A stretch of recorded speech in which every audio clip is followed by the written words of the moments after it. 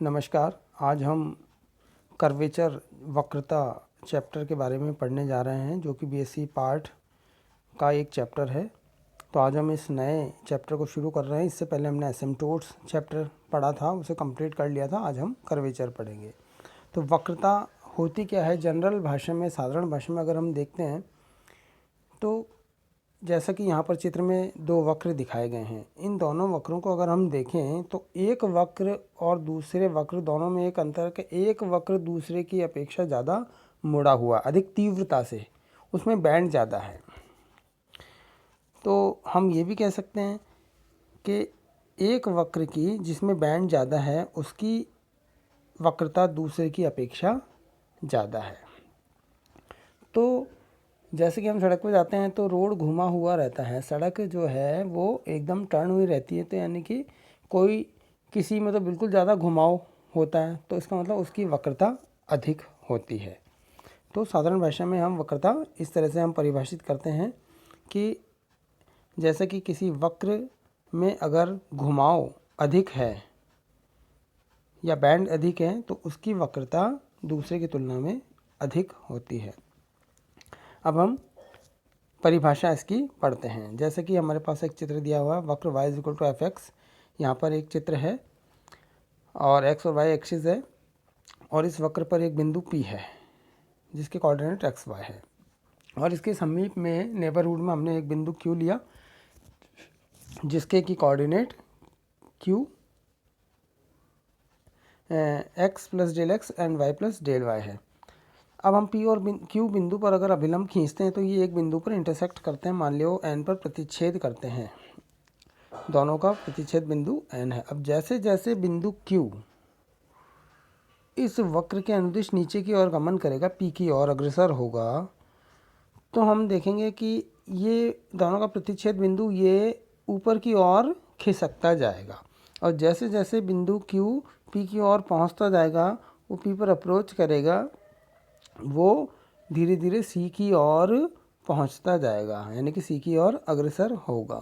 यानी कि हम इसे इस तरह से भी कह सकते हैं कि when limit Q tendings to P, यानी कि जैसे जैसे Q बिंदु P की ओर अग्रसर होता है वैसे वैसे जो Pn है वो PC की ओर अग्रसर होता है। तो इतना क्लियर हो गया मुझे लगता है। जैसे जैसे वापस एक बार बता देता हूँ, जैसे जैसे ये बिंदु Q जो है P की ओर अग्रसर होगा, वैसे वैसे इन दोनों का प्रतिच्छेद बिंदु N जो है वो C की ओर अग्रसर होगा। अब यहाँ इसी से हम इसकी वक्रता की जो है परिभाषा देखते हैं। यहाँ पर ये जो बिंदु C है, ये इस बिंदु P पर वक्र का जो है वक्रता केंद्र कहलाता है, यानी कि सेंटर ऑफ कर्वेचर कहलाता है।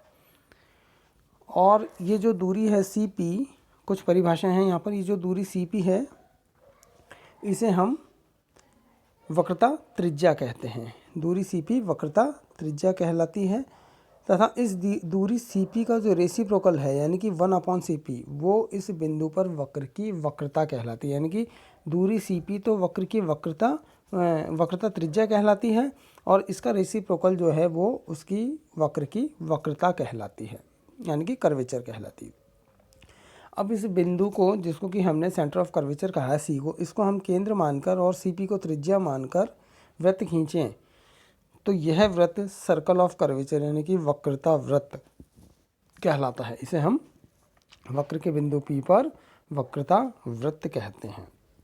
इसी प्रकार एक और परिभाषा है कि इस वक्रता वृत्त के बिंदु P से गुजरने वाली कोई जीवा, वो क्या है? कॉर्ड ऑफ कर्वेचर यानी कि वक्रता जीवा उसे हम कहते हैं, वक्रता जीवा कहलाती है। अब हम एक फॉर्मूला पढ़ेंगे रेडियस ऑफ कर्वेचर का, यानी कि वक्रता त्रिज्या के लिए सूत्र पढ़ेंगे जिसे हम नैज समीकरण भी कहते हैं। इसे हम शुरू करते हैं। जैसा कि चित्र हमें दिखाया गया है, चित्र में APQ एक वक्र है और उस पर एक बिंदु P है, और Q इसके समीप में नेबरहुड में कोई बिंदु है।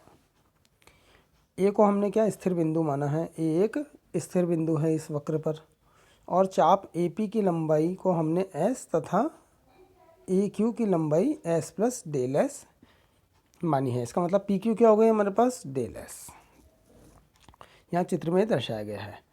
अब पी और क्यू पर हमने टेंजेंट ड्रॉ की। पी और क्यू पर स्पर्श रेखाएं जो है वो क्या करती हैं, इस एक्स अक्ष को, एक्स अक्ष के साथ में क्या कोण बनाती है, पी बिंदु पर खींची गई स्पर्श रेखा तो एक्स अक्ष के साथ सही कोण बनाती है, और क्यू बिंदु पर खींची गई स्पर्श रेखा एक्स अक्ष के साथ शाई प्लस डेल शाई कोण बनाती है। और ये दोनों जो है स्पर्श रेखाएं एक दूसरे को बिंदु आर पर इंटरसेक्ट करती है, एक दूसरे को बिंदु आर पर मिलती है। ये चित्र से हम इसकी व्याख्या कर सकते हैं। अब इसी प्रकार बिंदु पी और क्यू पर हम अभिलंब खींचते हैं, तो ये दोनों अभिलंब रेखाएं एक दूसरे को बिंदु एन पर मिलती है। अब दोनों स्पर्श रेखाओं के मध्य कोण यानी कि टी आर टी डैश, ये हम कह सकते हैं कि वो डेल शाई के बराबर होगा, क्योंकि हम टी आर टी डैश इस त्रिभुज में हम अगर एंगल निकालें टी आर टी डैश को, तो हमारे पास वो ज्यामिति से हम इसे निकाल सकते हैं, डेल शाई के बराबर आएगा। अब हमने ज्योमेट्री में ये भी पढ़ा है कि किसी वक्र के दो बिंदुओं पर अगर हम रेखाएं खींचें तो उन दोनों रेखाओं के जो मध्य कोण है वो उन दोनों बिंदुओं पर खींची गई स्पर्श रेखाओं के मध्य कोण के बराबर होता है। अब ये स्टेटमेंट हम कैसे काम में लेंगे, क्योंकि हम ज्यामिति में पूर्व में पढ़ चुके हैं छोटी कक्षाओं में। जैसे पी और क्यू पर दो रेखाएं, ये है पी एन और क्यू एन है, तो इनके मध्य कोण, दो बिंदुओं पर खींची गई रेखाओं के मध्य कोण वो किसके बराबर होगा, इन बिंदुओं पर खींची गई स्पर्श रेखा, यानी कि पी बिंदु पर खींची गई स्पर्श रेखा और क्यू बिंदु पर खींची गई स्पर्श रेखा, इनके मध्य कोण के बराबर होता है। तो इन दोनों बिंदु पर खींची गई स्पर्श रेखाओं के मध्य कोण कितना है, डेल शाई, और वो किसके बराबर होना चाहिए, इसके अकॉर्डिंग पी एन क्यू के बराबर होना चाहिए। इसलिए हम क्या कह सकते हैं कि एंगल पी एन क्यू भी क्या होगा, डेल शाई के बराबर होगा। अब हम साइन फॉर्मूला काम में लेंगे इस त्रिभुज पी एन क्यू में। देखिए त्रिभुज पी एन क्यू में हम साइन फार्मूला काम में लेते हैं। तो साइन फार्मूला के अकॉर्डिंग हम कहते हैं कि पी एन अपॉन कॉड यानी कि जीवा पी क्यू। देखिए पी एन जो है यहाँ है हमारे पास, उसके हम क्या लिख रहे हैं, P N upon cod P Q. पहली बात हमने यहाँ पर एक काम नहीं किया, पी और क्यू को हम यहाँ मिलाएंगे। जीवा जो है ना पी और क्यू, इसको मिला दिया, पी और क्यू बिंदु को मिलाने पर जीवा पी क्यू हो गई। तो पी एन अपॉन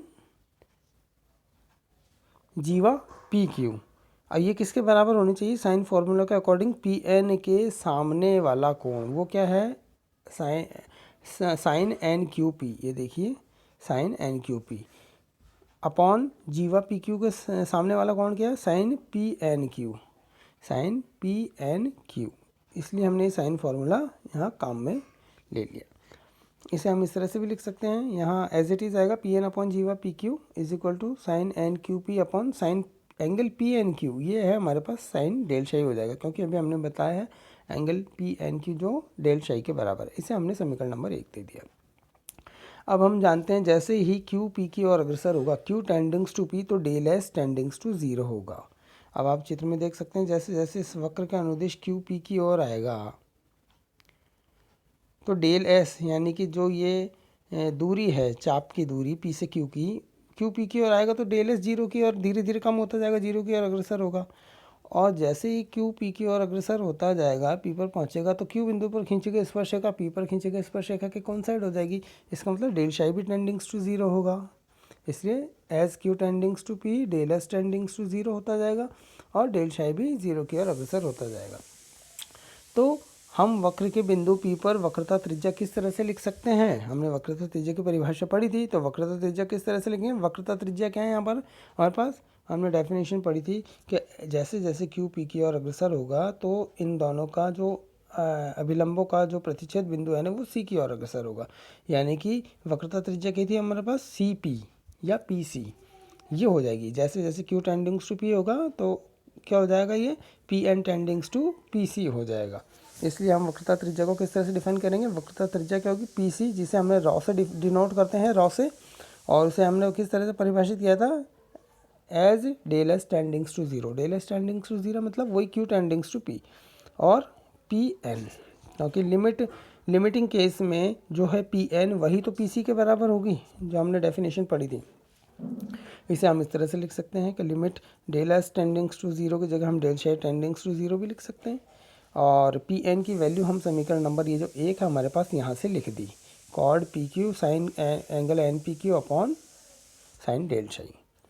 अब इस टर्म को जो है हम इस तरह से लिख रहे हैं, देखिए लिमिट डेल शाई टेंडिंग्स टू 0 जीवा P Q upon del S